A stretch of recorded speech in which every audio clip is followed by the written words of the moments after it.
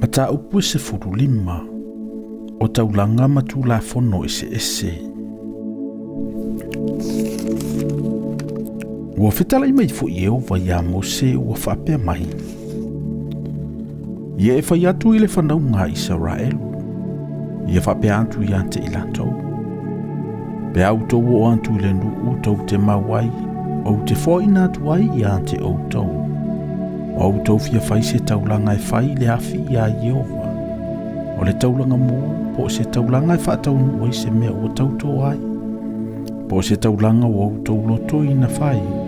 Po se taulanga i a o tau saminga. E whai ma mea manongi le lei i a Yehova. Mai le lafu povi po le lafu mamoe. O na avatu ai lea e le o whaila na taulanga i a Yehova. O le taulanga i mea e ai. O leo mera e tasi o whala o le lei ua palua. Malona vaenga e wha o le sinu o le suau. Malona vaenga e wha fo i o le sinu o le suau. E whai ma taulanga i mea e inu. E te saunia e wha tasi ma le taulanga mua.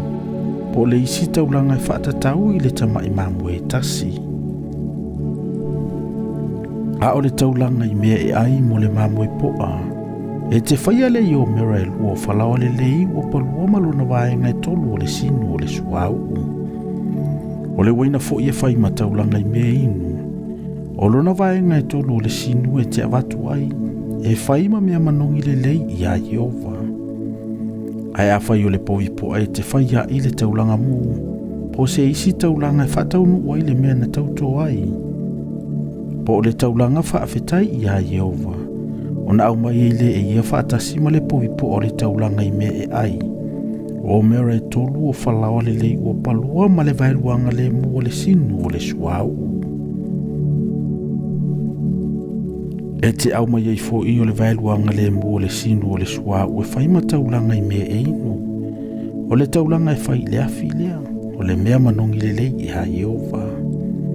E whapea lava o na whai e le povi e tasi, po le mamoe po e tasi, po le tamai mamoe, po le tamai oti. E tu salava ma le faitau o taulanga tau te whaia. E whapea lava no utou whaia i lea ma lea. Ia whaatatau ma lo lantou faitau.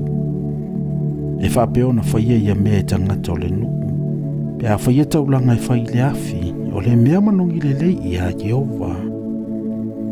A whai fo i au mau ia te outou se tangata ese. Po se tasia ia te outou ia outou au ngā tūpulanga. E fia whai e ia se taulanga e whai le afi. O le mea manongi le lei i a Yehova. E peio na whai e outou. E whapea lava o na whai e ia. E tasi le tūlafono ia te outou. O le whaputuputonga atua ma le tangata ese wau mau ia te outou. O le tūlafono e whaavavau ia outou au ngā tūpulanga. E peio outou e whapea lava le tangata ese i lomo Yehova. E tasi lava le tūlafono, e tasi lava le tū ia te outou. Atua ma le tangata ese o lo au mau ia te outou. Ua whetalai mai fo Yehova ia Mose ua whapea mai. Ia e whai atu i le whanau ngā Israelu. Ia whapea atu ia te i lātou. Pe autou o i le nu o te whao i ai outou. Pe autou ai me e ai o i le nuu. Ono autou au mai eile o le taulanga si i a Yehova. I autou au mai se poto i tasi. Ai la autou lua i palu ngā whalawa e whai ma taulanga si i. E pei o le taulanga si i ai le mea soli ai saito. E whapea ono autou au mai a. Tau te awe lava i a Yehova le taulanga si i ai la autou lua i palu ngā whalawa. I a autou au ngātu ulanga. Awai fo i e se outou i le anga sala. O outou le whaia i a poloa inga uma ua whetalaia mai i Yehova i a Mose. O mea uma ua poloa i mai i Yehova i a te outou i a Mose. E fua mai le aso na poloa i mai i Yehova e o lava i a outou tūpulanga a mudi. Awai fo i e whaia se mea ma le sese. Ma le leilo e le whaapotopotonga. Na sauni ai le whaapotopotonga o malava o se povi po ata anoa. E tasi. E whai mataulanga mu. O le mea manongi le lei i a Yehova. A toa malana taulanga i mea e ai. Malana taulanga i mea inu e tusa ma le tū. o le oti po fo e tasi e fai mataulanga mo le anga sala.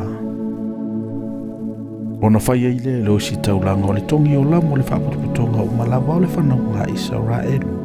Ona whamangaro i nai leo i latou. A wā o le sese, o latou au mai fo i la latou taulanga. O le taulanga e fai le afi i a Yehova.